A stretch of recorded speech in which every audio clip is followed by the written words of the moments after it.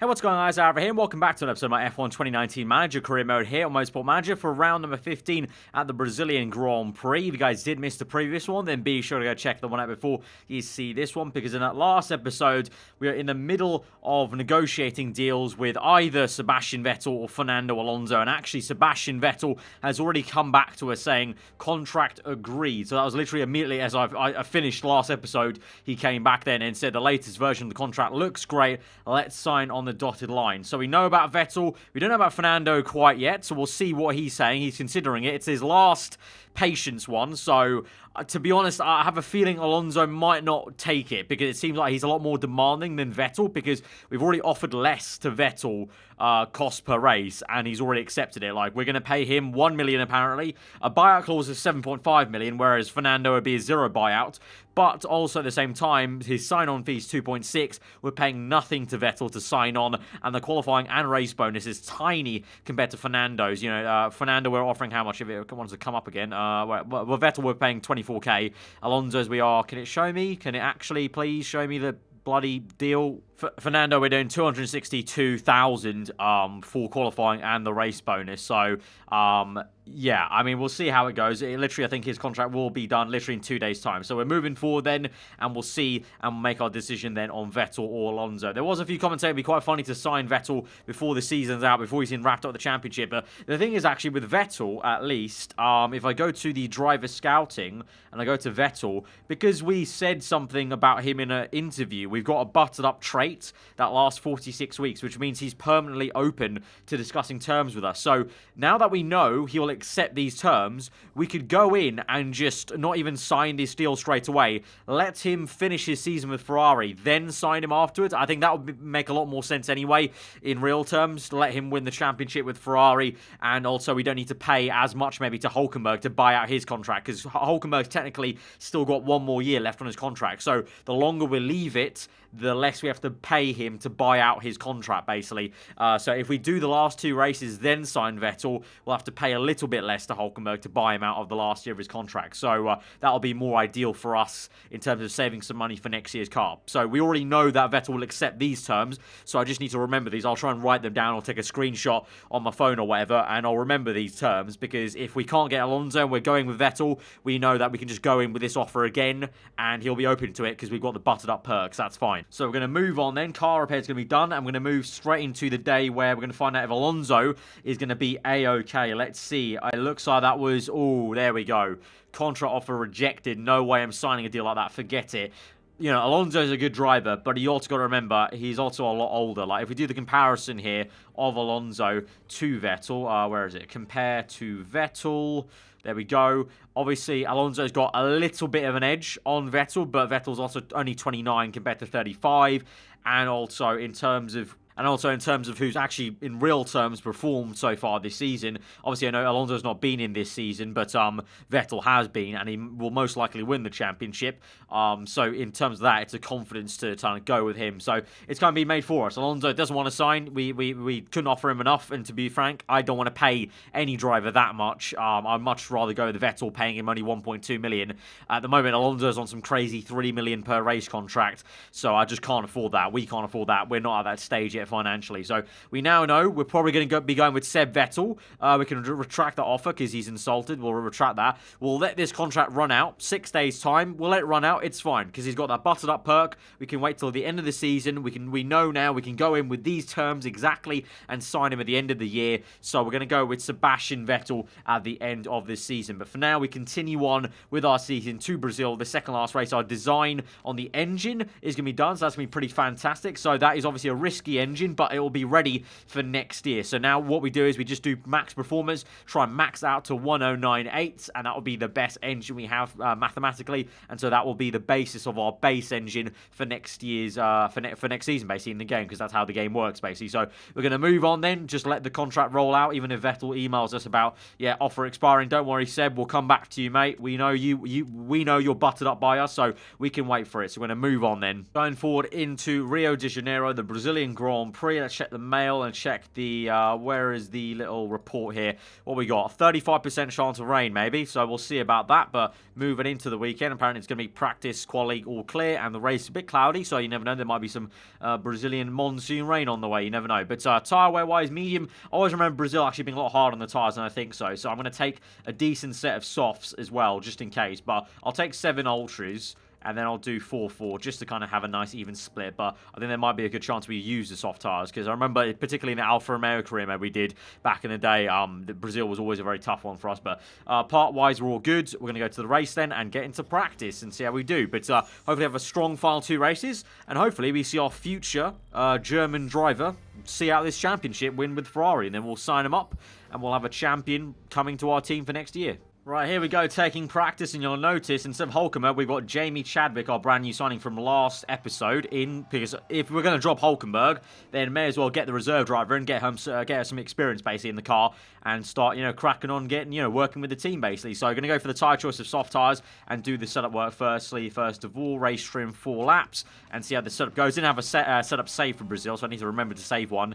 But I basically based it off the one we've used for, what was it, Guildford, I think, because it's kind of a similar kind of shape circuit, so we'll see how it goes. Bring them both in and see how that setup works. I have a hunch maybe it won't be anywhere near what we need, but it's fine. 23 minutes, and we should be able to do it. It's quite a fairly short lap here around Brazil, so we'll have time to tweak this up if we need. But look at that, actually, wow, look at that. First time in the car for Jamie Chadwick, 2 excellents and a great. Pretty good start to life in Renault, hey, on the track. So you can just do 8 laps and you can just keep on going round. Ricciardo will tweak a little bit because what was that? The handling wasn't exactly where I need it, 94%. So, don't know. Do you want a little bit more oversteer maybe? We'll try a tweak of that and we'll go for 4 laps again on the soft tyres and see. Well, I'll send them out on quali trim right now. We've got how many? Oh, whoops, that's the wrong one. I need a set of ultras there, please. We've got level 2. On the softs and level 2 on the race trim, just under level 3. So I want to quickly do this qualifying trim first because I have a hunch. Obviously, Jamie's not got as much feedback level as Hulkenberg did. So that's why we're not going to get level 3, maybe maximum guaranteed. So I want to guarantee we at least get level 2 on the ultras and qualifying trim. Then we'll try and eke out level 3 if we can right at the last minute. Oh, we're just going to miss out on level 2. Come on, literally a pixel there. That's really annoying. Right, I'm going to send Ricciardo out on the race trim because that'll be way more important. But I'll do it on the ultras.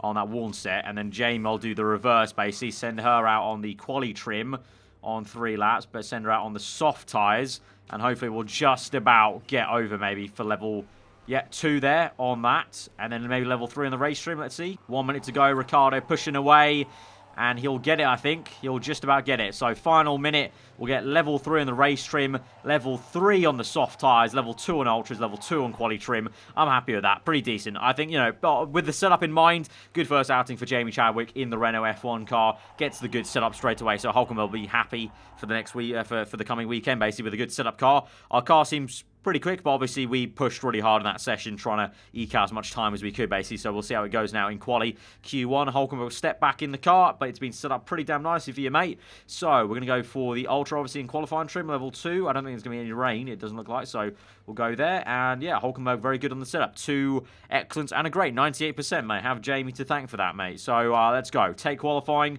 And we'll wait for a little bit because there's no rain, so we'll wait for track grip to go up a tad, and then we'll send them out a little bit later. Hopefully get through on 1 run into Q2. Here's hoping. Right, Ricciardo comes through. He sets a good time. P5, that is. Very good lap time here, so it looks like our car's performing pretty well around Brazil. Let's see. Hulkenberg up into P4, even better. There we go. That is more like it. Our car is working well. Setups are very good. And we're going to be through into Q2 with just 1 lap time set in the middle of the session.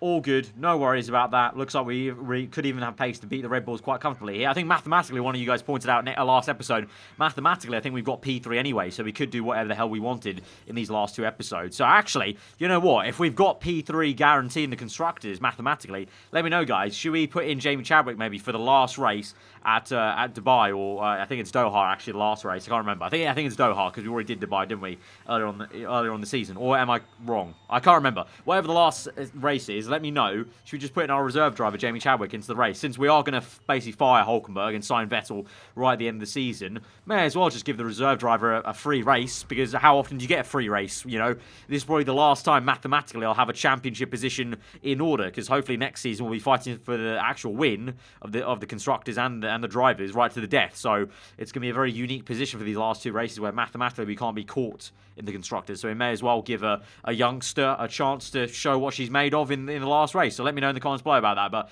for now, we'll move through into Q2 and focus on this one, Sao Paulo. So Q2, track grip's already pretty high. We're going to wait a little bit, but I'm going to hope we can make it through into Q3 in just one go as well this time as well. I'm pretty confident about that. Actually, our car and setup is very good this afternoon. Right, send them both out right in the middle of the session. So I played this a bit of a gamble. I'm relying on them to set the timesheets alight like they did in Q1, but here's hoping, mate. The setup's good. The car's looking good. Come on.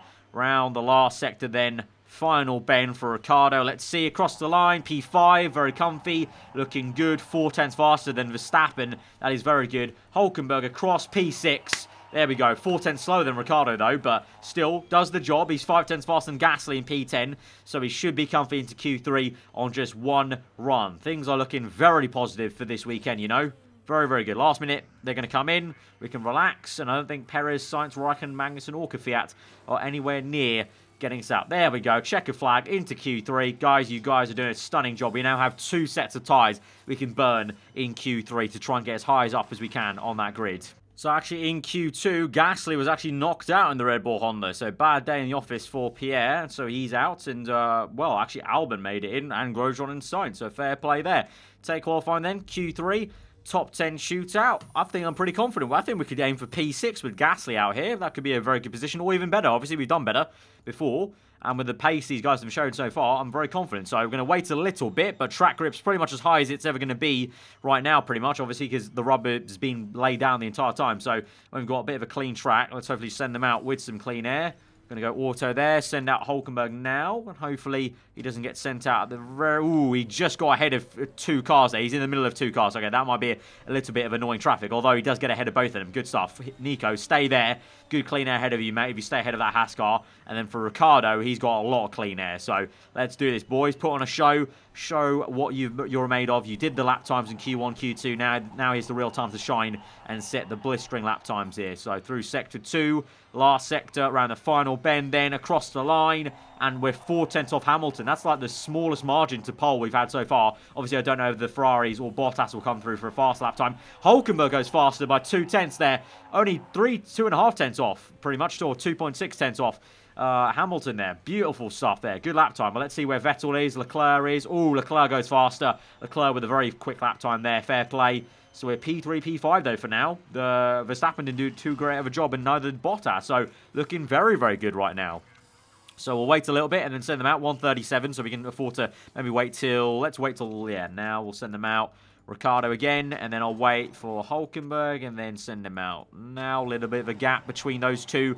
Right, let's go again. Is Ricciardo, has he got some room there to work with? Oh, he's got a Ferrari right in front of him.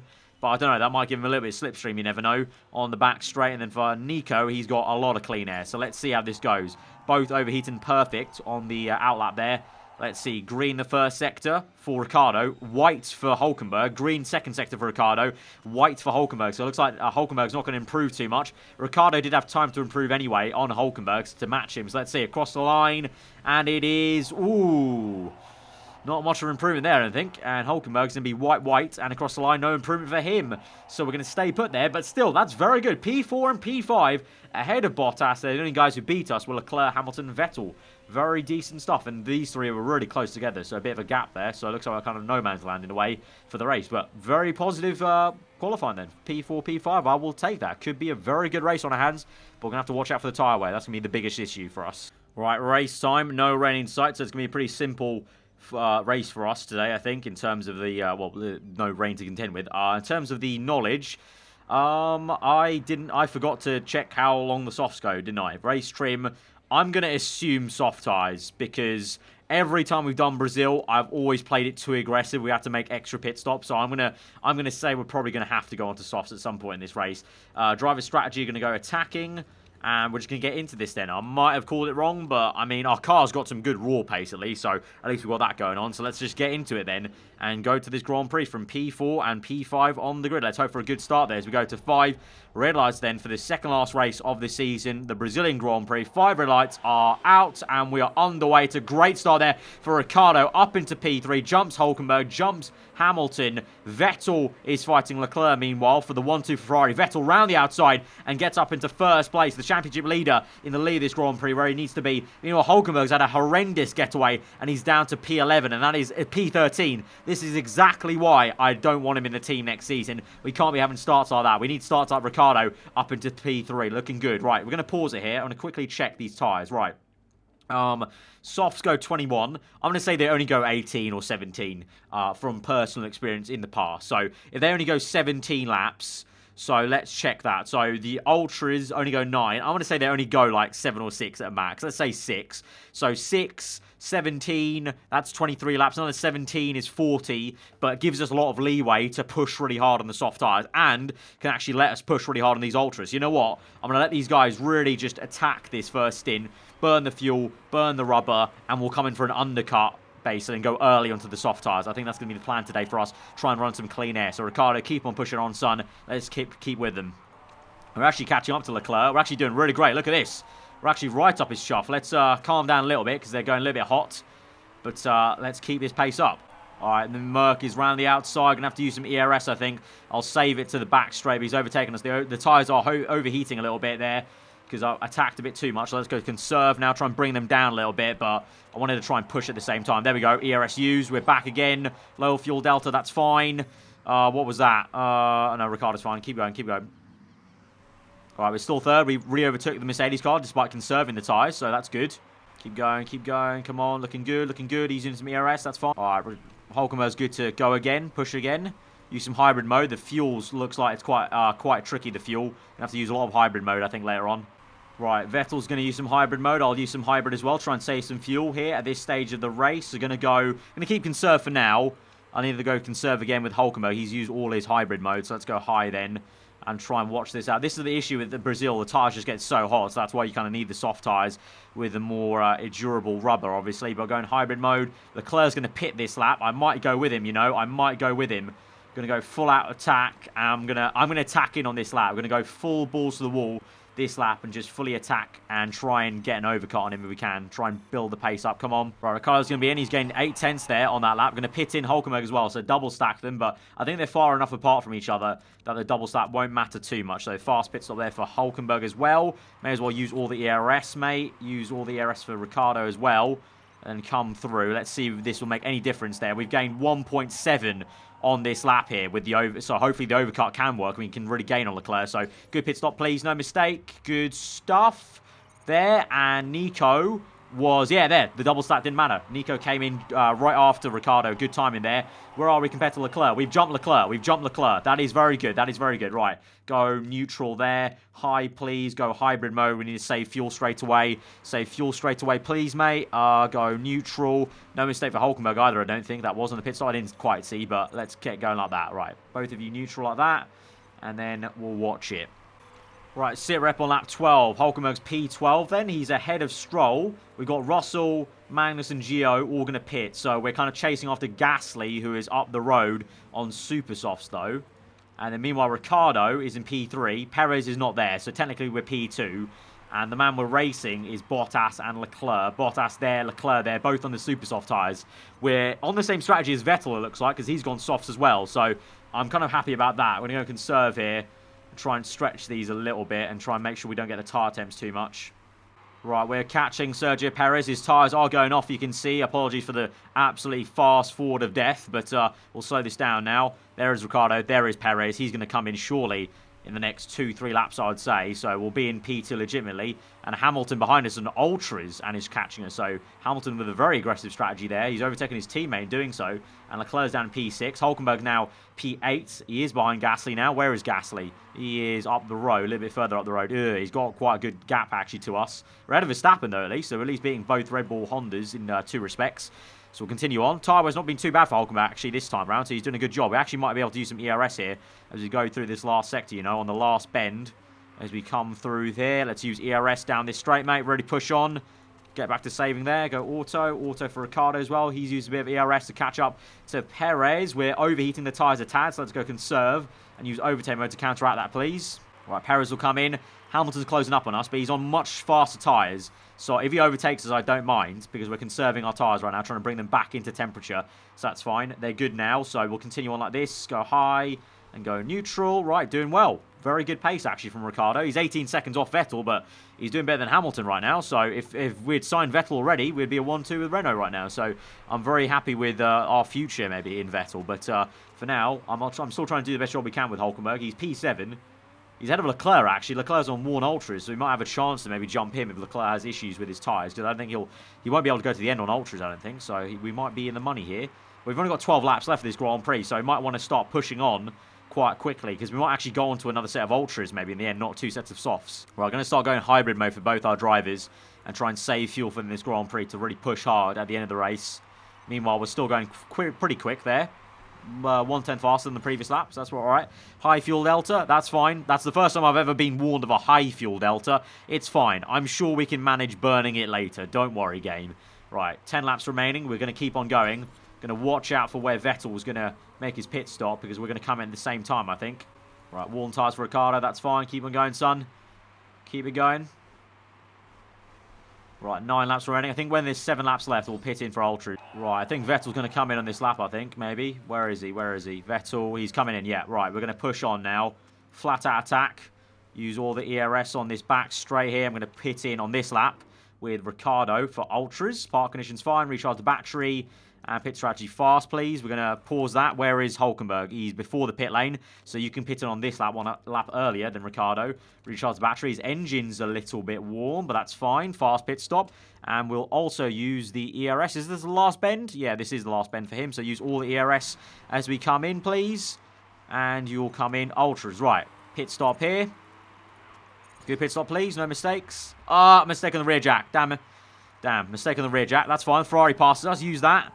Go overtake mode, mate, and go pushing at the start here. You can afford to do that. And Ricciardo can afford to do the same thing here as we go through and use ERS. We've gained 1.5 on that lap, so the overcut, again, hopefully will work. Pit stop here. Oh, mistake on the front jack. But we come out in P2 still. Oh, no, P4. We're behind Hamilton, but we're on much fresher Ultras. So use all the ERS here. If we can, mate. Use all of it. Come on. There we go. Past him again. Keep going, son. Keep using all of it. Let's go down the inside that Force India if we can. Go auto, go overtake mode, come on, neutral, go, go, go, get past him. Yes, there we go, past him, good stuff. Right, keep going, son, keep going. Use the fuel, use the fuel. Right, set the fast lap of the Grand Prix with Ricciardo there, that's pretty damn awesome. We're going to use some hybrid mode and also go, keep it on high, try and save some fuel and pushing at the same time. Keep it going, really. Since we've only got like 3 laps left, I think I can keep them in neutral, even though if the tyres overheat, they'll still have good pace anyway because they got 79% worn, so it's all good, really.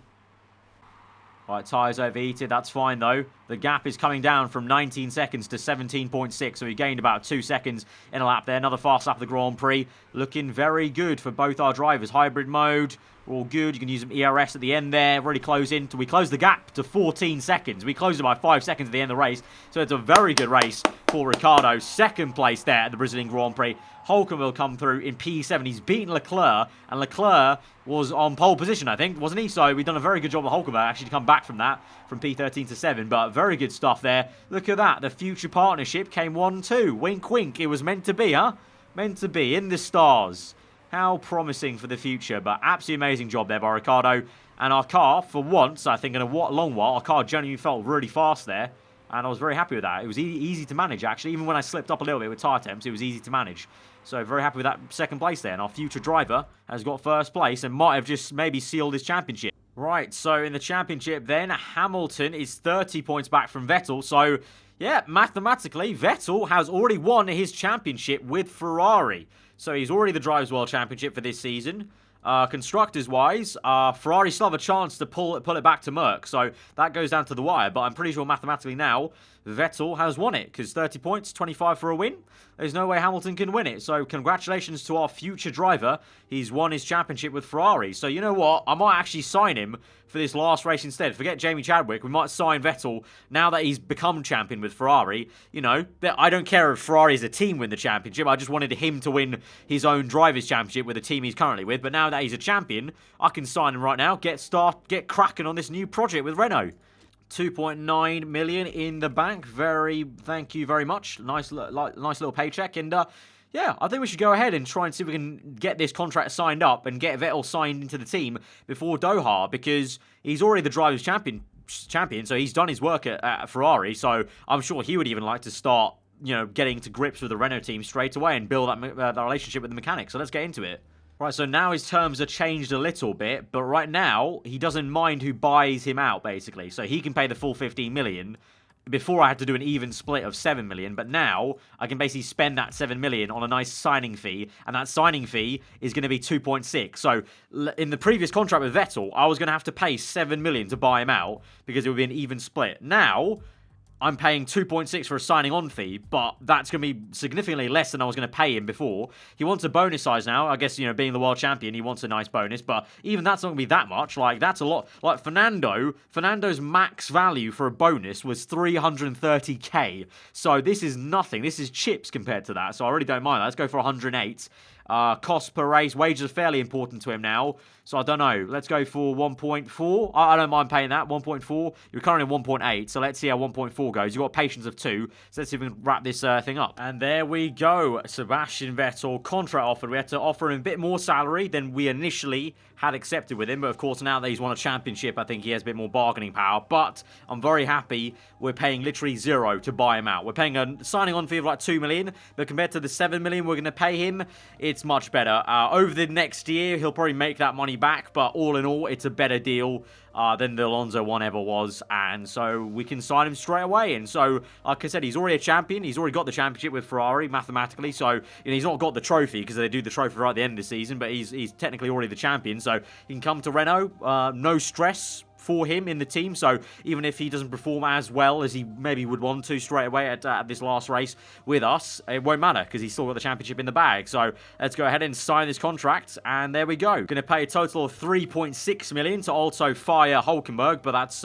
chips compared to like the 10 million in total I was going to pay to basically buy Hulkenberg and Vettel out, basically. So we've basically saved 7 million here at the moment straight away. Obviously long term, over the year, Vettel will kind of earn that back, but right now, short-term wise, we need to think about short-term, because short-term wise, we need to pay for a good car, and so that's hardly really even dented us. So there we have it, our brand new driver is Sebastian Vettel, and so the old partnership, Vettel and Ricciardo, back together. Let's see if Ricciardo's going to ruffle Vettel's feathers at all this season, but very, very good stuff. So I'll see you guys next time for the Doha GP, the finale of this season, where Vettel will make his debut, in a very odd debut in the last race of the season before, but I'm very excited for this new project here with Vettel and Ricciardo. I think we could do good things next season, very much so. But guys, if you did enjoy this one, hit that like button. Let me know your thought in the comments below. If you are new around here, subscribe for weekly F1 content. I've been aarava. I'm enjoying the day. I'll see you guys next time. Goodbye.